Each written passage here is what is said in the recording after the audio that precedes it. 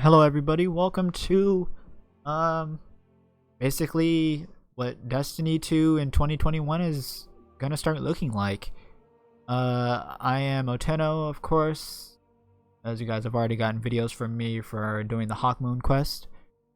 And I'm joined by my friend Larson, who is a part of the High Desert Drifters. Also known as Caspianite. How's everyone doing? Yeah. Alright, well, we have some really exciting news and some exciting stuff that's going to be coming in 2021. Right off the bat, starting with season 13 and then onwards.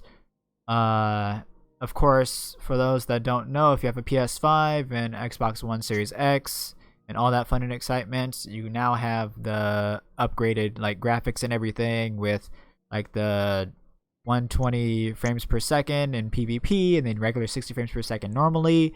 And then you also have I believe you have 105 FOV sliders now. So enjoy that, have fun. I hope you guys are enjoying that. And it's gonna come in handy really soon as we go on to read. So without further ado, Destiny 2 Dev Update Rewards. Hey everybody, my name is Joe Blackburn, and I'm the Assistant Game Director on Destiny 2. If your free time looks anything like mine, you've been spending a lot of it on Europa over the past few weeks. Stupid blizzards. Right.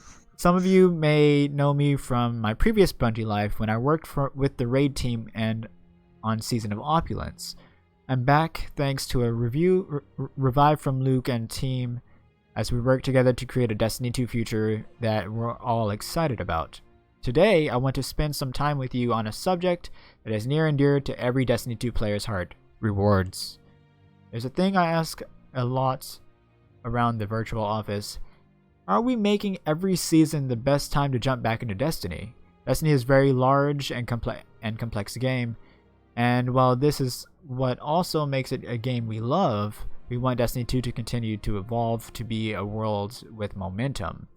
Introducing infusion caps was part of addressing this, a way to make sure that the overall number of rewards Guardians need to care about in order to be competitive in Destiny isn't prohibitive. It is also a way to continue evolving each season's meta, while at the same time making sure players still have a ton of options when choosing what they want to bring into the next challenge. Our goal from the beginning with infusion caps is to improve and keep Destiny 2 fresh over time. What we're most looking forward to is how this system will introduce innovation to the season over season meta. How creative builds from the community will shine, and how we can continue to deliver more unique handcrafted gear that aligns with the world narrative and where the universe is going. While we are still hard at work on improvements to how we rotate gear out of the Destiny power ecosystem, what gear you can infuse to max power, there are a few clear-cut misses with our first rollouts. One was the initial reward pool for this release was just too small. True. Yep. It's like it was good, but it was like, and even now even now it's still small. Even when they added like season 10 and season 11 weapons, it's still kind of small. Little anemic. Yeah. It's frustrating to be playing Destiny and see another player using a weapon that is no longer attainable in the game. Stupid Recluse. And well, you can buy Recluse though. Well, that's true. But I think they're more talking about like Whisper, Outbreak, Fellwinter's Lie. The stuff that doesn't have that had a world location that's no longer there, and now you can't get it because of it. Right. Then he says, I'm going to spend a lot of time talking rewards. But before we deep dive, let's get the TLDR out of the way. These are the big commitments we're making today. With each season in Year 4, Destiny 2 will grow the overall power ecosystem for weapons, with very few exceptions. All weapons you can take to the power cap should still be earnable in-game. Okay. Good. Cool. Future annual releases will contain more new weapons to collect than Beyond Light or Shadowkeep. That's me clapping. Yeah, because Shadowkeep was also a little anemic on new weapons. It's it was true. like there's these cool new weapons, and I was looking at the Dreambane armor. I'm like, yes, and then I saw all the Scarlet Keep stuff. I'm like, there's got to be weapons that match that theme. No, nothing in the prophecy. Okay, No, never nothing. mind. Yeah, because like, if anything, it was more like it was these weapons on top of all the weapons that we already had. You know. Well, again, as a good example, for those of you who were around during Destiny 1, the Taken King, there was a little thing called the Necroclast, I believe. Necrochasm. Necrochasm. And that was even though I think it was like one gun, to be honest, the more I think about it. Uh-huh. That one gun was such a chase reward that embodied the Taken King so well. Like, you were messing with hive magics you shouldn't be touching, but the whole time you're cackling with glee. Right. Sorry. But yeah, like, this is good. I hope that they are able to follow through. Growing the power ecosystem. With Beyond Light, we took on the huge challenge of rebuilding our technology from the ground up. One of the benefits of this was improving the speeds with which we could make and update Destiny. Yes, that was we have had examples of this, My Vesper Radius. and it's really good. I mean, I wasn't using the cheat that people were, but my Vesper Radius. I know, but we've had many great examples of this in effect with the changes to stasis being so quick, with the fixes of bugs and exploits that people are discovering in like lost sectors, where they can just disable them and then fix them all together with other things. Even some other stuff that we didn't know about that were in the patch notes earlier today, that were fixed and added or whatever. It's just like, oh, didn't even know that was a thing. So yeah, and on critical stuff, sometimes even like 2-day turnarounds, which is crazy. It's really solid. They're on top of it right now. It's solid. I hope they keep going with this. You've already seen some of those gains since launch, right?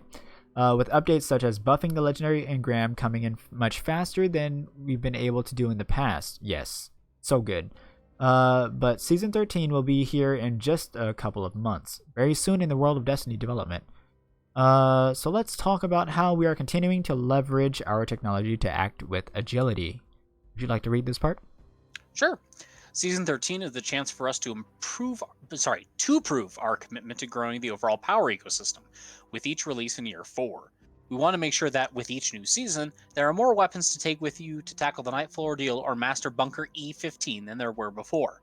While I won't be spoiling what new stuff you'll be able to chase in our next season, of course not, that'd be too easy. Of course. I did want to touch on a few changes we've made to the reward offerings, specifically based on what we've seen in Beyond Light. So this is them taking feedback from what they've been seeing from us, what we've been saying, and trying to apply it. Basically, all the "we're listening" posts are finally coming to fruition. Yeah, they are actually listening. So this is the proof. Oh yeah. In Season 13, we're adding 6 new legendary weapons to our ritual activities. 2 Strikes, Gambit, and Crucible, which is nice, because right now we got one that is kind of shared among all 3. Yeah. It's not bad. I hate when I get killed by it. Yeah. But at the same time, I can't really be mad at people. It's like, True. Oh, darn it. It's the new beloved, so hey. Yeah. All right. In addition to the weapons above, Nightfall Strikes are getting 3 unique weapons. Yeah. With the Palindrome, the Swarm, and the Shadow Price all making their Destiny 2 debuts. If you're brave enough to take on Grandmaster Nightfalls, you'll also be able to earn adept versions of these weapons, which is super cool. Right, so touching on this, these are Nightfall specific. So doing Nightfall Strikes in the Nightfall playlist, you will be able to get the Palindrome or the Swarm or the Shadow Price. And of course, the Grandmaster Nightfall versions, you'll be able to get the Adept version of these weapons. Adept versions see Adept Trials weapons that was talked about a good while ago. Those are the Masterwork curated ones, right? No, they're basically to give TLDR. They're basically special versions of these weapons that have like Adept mod sockets, where like it's usually like a stat increase or like a huge stat increase, but like it penalizes a different stat, stuff like that. You also get a special shader that you cannot take off of them. Oh, nice. Okay. So It's a lot like if you've played other shooters, it's like the golden weapon that you can achieve. So that's basically cool. Yeah. Also, these weapons were from Destiny 1. The Palindrome was probably the best was the meta hand cannon at the end of Destiny 1. The Swarm is an old heavy machine gun, and That was a release weapon, if I remember right. right. It was a Vanguard weapon, and the Shadow Price is a famous Destiny 1 auto rifle.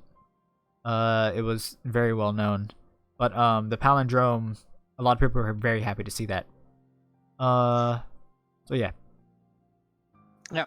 So keeping current, Season 13 not only represents the start of our commitment to growing the power ecosystem, but also is an opportunity for us to improve how we can keep Destiny accessible to new players. New Guardians are essential to the health of our community, and as with our investment in features like the new light introduction on the Cosmodrome, which is fantastic. It actually is really good. Like and it actually teaches you things. Yeah. Holy cow. That was what blew me away. It's really good.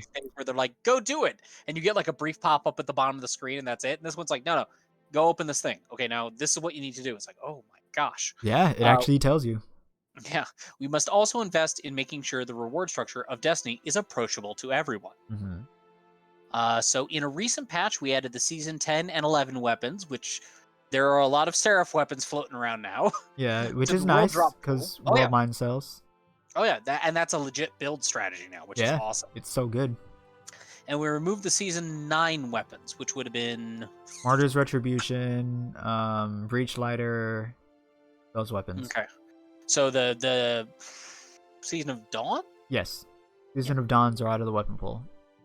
Yeah. This is important for a few reasons. We want to make sure that players have a way to earn all power relevant weaponry in the live game. And that makes perfect sense because Season of the Dawn weapons top out at 1260, which is the cap for this season. They end this season, so I will be retiring my Breach Lighter and Patron of Lost Causes. Yeah. If a group of new Guardians is just getting into Grandmaster Nightfalls and they see guides on YouTube involving Warmind cells, we need to provide a path for them to participate, which is true. At the same time, we don't want to be clogging up the reward system with weapons that are about to exit the power ecosystem. Exactly. So anything that's only going to be around for a few months shouldn't be something a player can accidentally obtain. And you know what? I agree with it. I love the Breach Lighter, but when it's time to retire, it's time to retire. Yeah, pretty much. Let's see. So in Season 13, we will continue to allow players to gain Season 11 and 12 weapons in the world drop pool, while Season 10 weapons will no longer be obtainable. Season 10, well, that would be the Seraph weapons. That's Seraph. Yep. Let's see. Basically earn all your weapons now. Yeah. This means that legendary engrams will no longer reward these soon-to-expire weapons. If you want to chase a specific piece of soon-to-be-capped loot, you'll find it with the gunsmith. This will be a large This is all part of our larger commitment to make sure that players can always earn anything they may need to take on challenging activities. Interesting. That said, this will require a few exceptions and some updates to the live game. So I'm going to go out on a limb here and say, based on stuff we've seen at the beginning of Beyond Light, so it's not spoiler territory anymore because you would have seen it during the opening cutscene of Beyond Light before you start your missions on Europa. True. We have seen Anna building a exo body, which we can only assume is for Rasputin. So my theory is right before the Seraph weapons go out, we will start getting new Warmind weapons that cause the same effect. I could see it happening, although I think that would make a lot of people upset. Well, but then otherwise all the Warmind mods have to be depreciated. That's true. That would take away a huge... Well, it all depends on... Because, like, that's kind of the thing kind of floating around right now. Because, like, it's obvious that Warmind cell builds and the light builds, you know, the protective light and all that. Yeah, I think the protective light builds and the charged with light builds are going to stay Charged around. with light, that's what I was thinking of. Yeah, charged with light I don't think is going anywhere, and here's why. It's a universally kind of acceptable mechanic. Right, true. It doesn't need help from, like, a set of weapons. Yeah, like, you can get charged with light from picking up orbs of light, which is what I do for most of my builds. Yeah, same. You can do it for breaking matching shields, for finishers, for super. So it's specifically the Warmind cell ones where I'm like, how are they going to handle that? Yeah, because like a lot of people are saying like they will either nerf Warmind cells before those weapons go away, or they will like just do something else with them, or like just depreciate them, because like the moment Season 10 weapons are sunsetted, that's it for the Warmind Cell builds. Yeah. And they're not necessarily that much more overpowered compared to regular builds. You have to do a lot of hoop jumping to make them work. I mean, to be fair, like unless you're using like Wrath of Rasputin, where any solar damage causes a Warmind Cell or whatever, like all you got to do is just use like Ichlos SMG or the Seraph SMG or heavy machine gun or whatever, and just spawn Warmind Cells crazily. Yep. But so, they already, I feel like they reduced, if I remember right, the blast radius on them, which really seemed to rein in some of the issue that it was causing. Yeah. All right, let's see. As far as exceptions, we don't plan on adding methods for players to acquire holiday weapons like Braytech Werewolf outside of participating in those yearly celebrations. And that's fine. That's perfect. For updates, this doesn't mean in Season 13 we will be adding limited time quests weapons like Fellwinter's Wat Lie, Whisper of the Worm, and Outbreak Perfected to the exotic kiosk in the tower. That is good. Oh, yeah. That's really Definitely, good. Yeah, especially because, like, for some people, I mean, Fellwinter's Lie is amazing. True. I hate it when I turn a corner, I'm like, this is a Titan with a shotgun! Usually ended by me going, ugh, and falling over dead. So. Yeah. All right. Then, Ethan, you want to grab this one? Yeah, I got this. Quality and quantity. After covering things we'd like to change, I want to spend some time talking about what must stay the same. Destiny is a game built on exciting rewards, from Bastion, Ichlos SMG, I'm not going to read the thing, I'm not going to read the string, to Falling Guillotine. The rewards over the last 12 months have continued to evolve the way Guardians play the game. And Beyond Light, I believe the rewards team nailed it again with incredible new legendary perks with like Recombination, yes. Thresh, Chain Reaction, yes. Reconstruction, oh yeah. Alongside these perks came what I believe is one of the best lineups of exotic weapons and armor in Destiny history. Yes, 100% I agree with that. Because the perks that we have now, that they added, are great. And the exotic weapons and armor that we have now, that are like locked behind like quests and stuff like that, oh my god, amazing. The Lament feels worth it in ways that is hard to describe. It's amazing. That's all I can say is amazing. That's exactly how I feel about it. Amazing. But where we succeed in quality, we failed in quantity. Even as Season 12, the Deepstone Crypt and the full breadth of Europa weapons came online, the total count of weapons in Beyond Light is lower than we want. So we're making the commitment now that our future annual releases will have more weapons or rewards than Beyond Light or Shadowkeep. Great.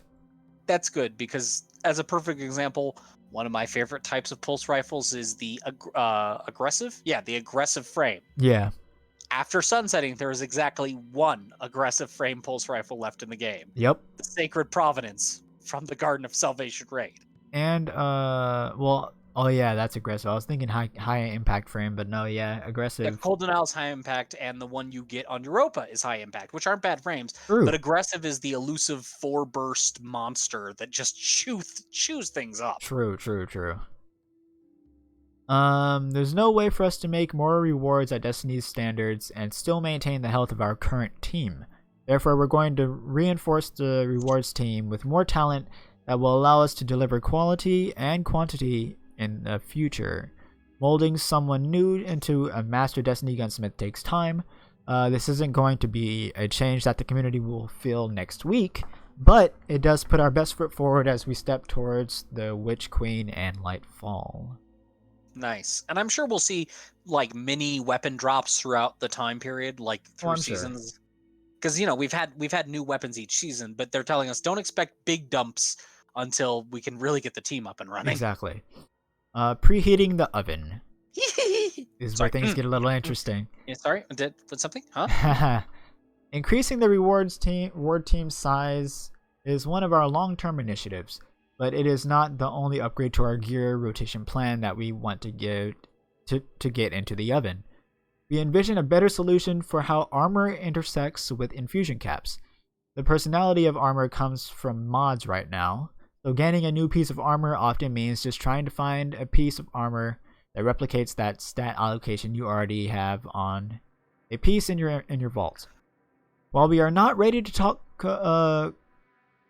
concretely about armor plans right now, we do want to get more gameplay novelty on armor itself, so that looting a piece of armor in a new season has the potential to change the way you play. Expect to hear more about armor and other holistic upgrades to the way gear rotates in and out of the power ecosystems as we harden plans in the new year. I'm excited for that because it seems like they're going to make armor be a bit more impactful than just like, a place to create your build.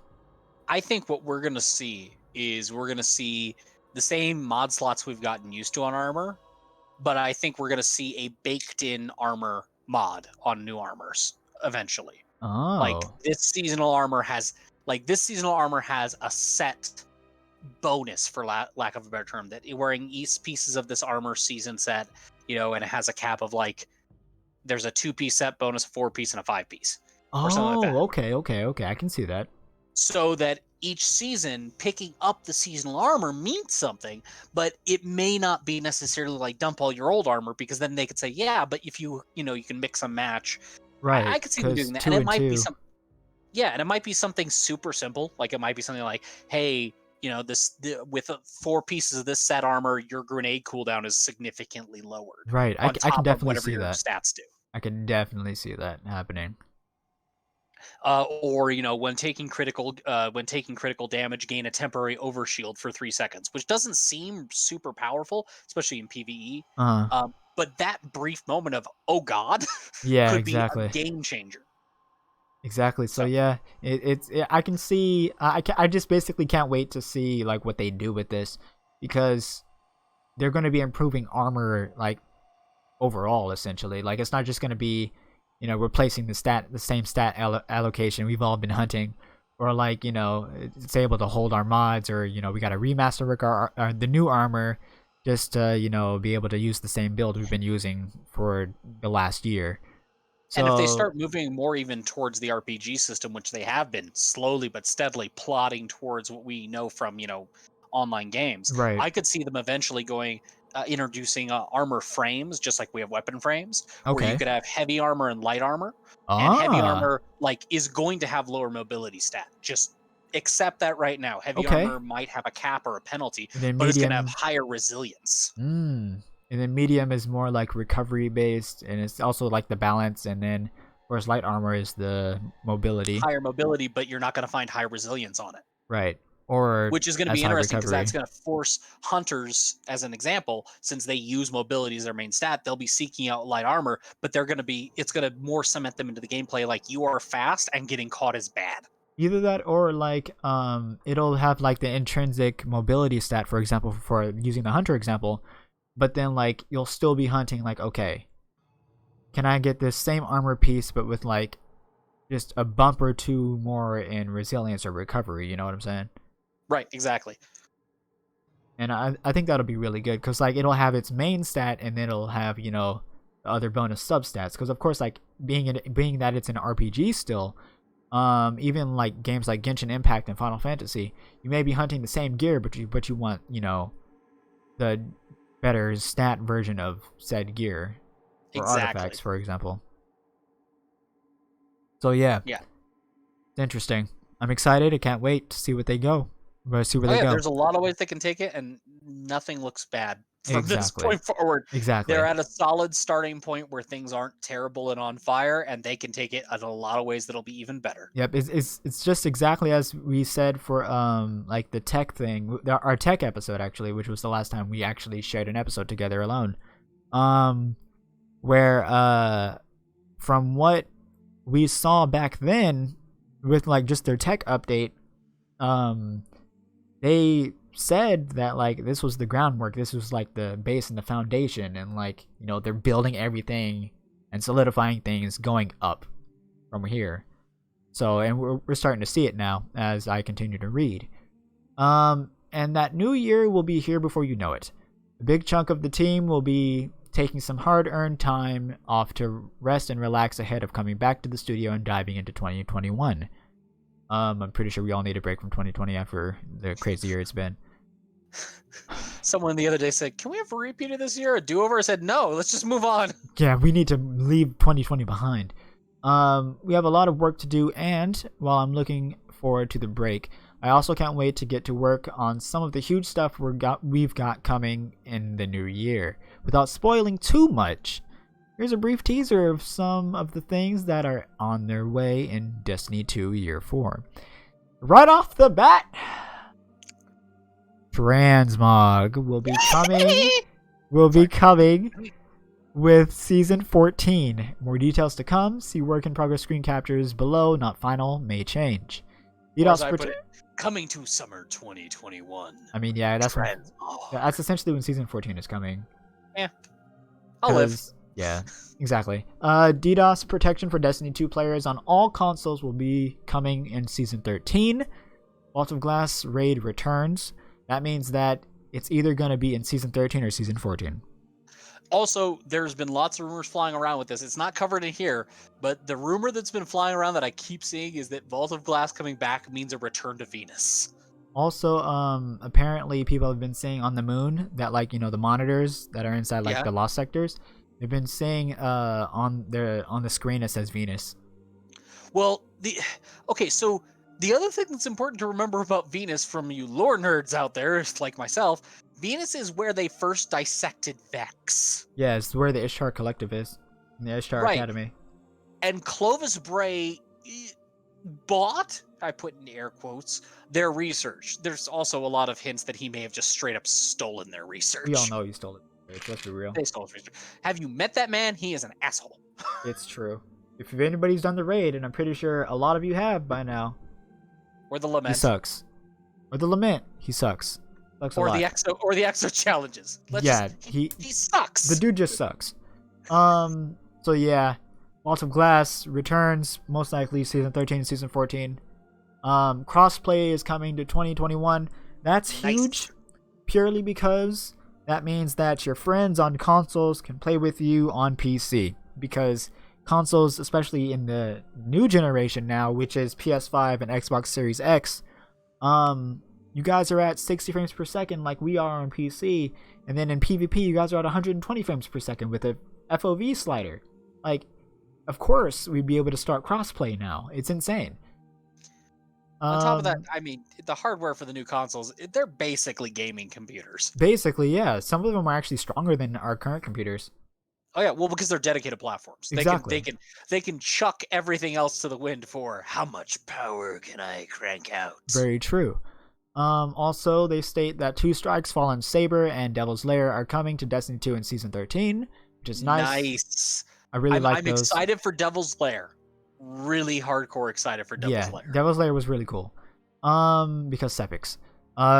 And Legendary and Master Lost Sector rotation will be expanded to include the Lost Sectors on the Moon in Season 13. They didn't say the other ones. They probably will add those probably at a later date. But we have confirmation that the Lost Sectors on the Moon will have a Legendary and Master version of them. And there will be new 3 exotic pieces of armor to chase, which is nice. That means they're just adding 3 more, probably 1 for each class. Ooh, nice. And I just realized that's in a season, so that's not even an annual update. So we might start seeing 3 exotics a season, which would be pretty nice. If that's the case, that means they're adding a planet of Lost Sectors per season. Nice. Well, and one of the big things I'm kind of curious, because when they changed everything over, they said that Destiny had gotten too big. That's part of the reason they did the vaulting, or at least they were originally doing the vaulting. But then they later announced that they're doing that whole rebuild of the system, hence why it got smaller. Right. But I'm wondering if part of the reason for that rebuild was looking forward for the potential to have a larger system. It's possible. As a framework that can be expanded upon rather than being constrained by this Activision framework they were saddled with. It's possible. Also, here is the appearance management, as they're calling it, for aka Transmog. You have the armor that you want to look like. Then you can apparently apply all the shaders to the armor that you want all at once. And I think that's really cool. Now, and here's my one thing: if Bungie is listening, and I know they sometimes Here's a look at different stuff, shader thing. but here's the thing, guys, we've passed the point of where shaders need to be bought individually. True. Can we just have our shader bank back, please? That would be nice. Just, I understand why you did it at first, but you can buy them for 40 Bright Dust off of Eververse, and after that, we just pull it out with legendary shards that are so easy to earn back. It's just stop the milling. Yeah, it's yeah. It's cosmetic, guys. Come on. I mean, yeah, come on. But yeah, here's the what it looks like for customizing chest armor specifically. You got all your shaders and all that. It's super cool. And then they close off with returning to orbit. Now that I've ranted longer than a raid leader on Valkyrie, that's a throwback. I remember doing that. Let's wrap this thing up. 2020 has been a hard year for so many folks out there. True. And I hope that Beyond Light has been able to be a bright spot over the past couple of weeks. Yes. Yes, it has. 100% it has. Playing Destiny 2 alongside you keeps us going. We're going to keep our ears and eyes open for more feedback as we continue towards 2021. I hope your holiday treats you well and can't wait to share more Destiny with you in the new year. Thanks for your time. Go. Good dev development page. I'm excited to see what they do release this Thursday too. Yeah, it's probably going to touch more on like a little bit what was said. Maybe they might reveal something else. That is going to be a weekly thing. Because I remember Luke Smith did that for when we were leading into Shadowkeep, where he had like the dev updates. That's right, Luke. Mm-hmm. I almost forgotten about Luke. Yeah. So yeah, like it's very much possible that the closer we get to the next season, we might start getting these, or it might be a seasonal thing. Now, here's the question for you, Ethan, and for everyone else out there: are you ready to bake cookies? Oh, I'm so ready to bake cookies. And are you hoping that we get to give Crow? Yeah. Yes. Give that yes. boy cookies. I want to give him cookies so bad. Especially because if you remember the lore, last dawning he was getting shot at. Yeah. And see, the thing is, there's a portion of the Hawk Moon quest where we get to actually see where he actually stayed for a little bit before he joined the spider. You can see the little bowl of dawning cookies there. Oh. It's so Oof. it's. That's right, because Ava dropped him some cookies because nobody else would. You Mercy and Adam and whoever else, y'all need to do that Hawk Moon quest. It's not that hard. It takes a little bit, but how's the so I want to ask, how's that paracausal shot thing it has? It's okay. So I've been messing around with it a lot in PvP and in PvE as respectively, and in PvE, it works pretty good. Really interesting. Is it more of a boss thing? For example, if you get a ×7 paracausal charge, because it only has 8 rounds, so if you use 7 of the rounds and save it for the final shot, it does more than Sleeper Simulant, but less than Izanagi. 10,000 less than Izanagi. A fully charged Izanagi shot. Nice. So basically, it's a stronger redirection / one for all. Yeah, it's not too bad though, actually. Yeah, but like it relies on like the final round in the chamber.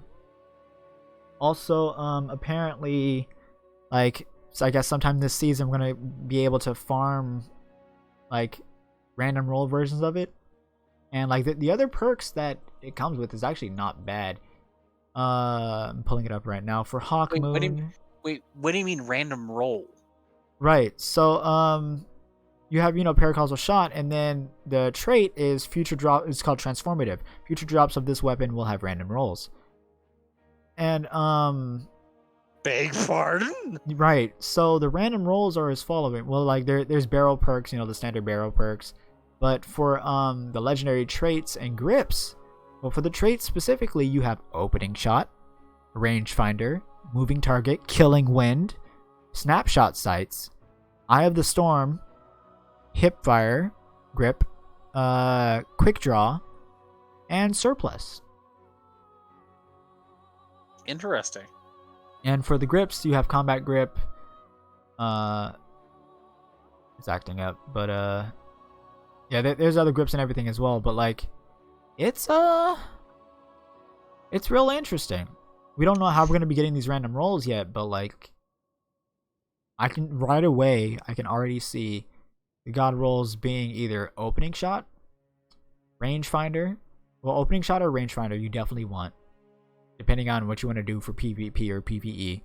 Killing Wind is going to be really good too, and I don't see a use for snapshot sights purely because zooming in already is pretty quick.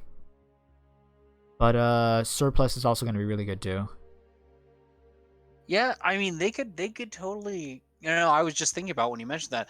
I had forgotten that Destiny 1 exotics had multiple perks that you could choose, and it was only certain perk columns that were like locked. Yep. Perfect example being Thorn, where column 5 was Mark of the Devourer, and column 2 was the final round.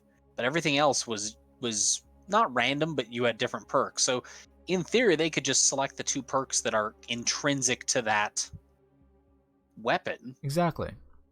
And then random roll everything else. I mean, yeah, true. Because like the only thing that doesn't change is like the barrel, the legendary trait, and the grip changes. But the one thing that doesn't change is alloy magazine. Faster reloads when the magazine is empty, purely because you have to actually use that last shot to get your max damage. You're not gonna reload early. Yeah, well, like of course we have a tendency to do so, but like if you don't reload early, then you have all these stacks from getting headshots or getting kills. Oh, you're solid. Yep. Speaking of what Paracausal Shot does is final blows and precision hits.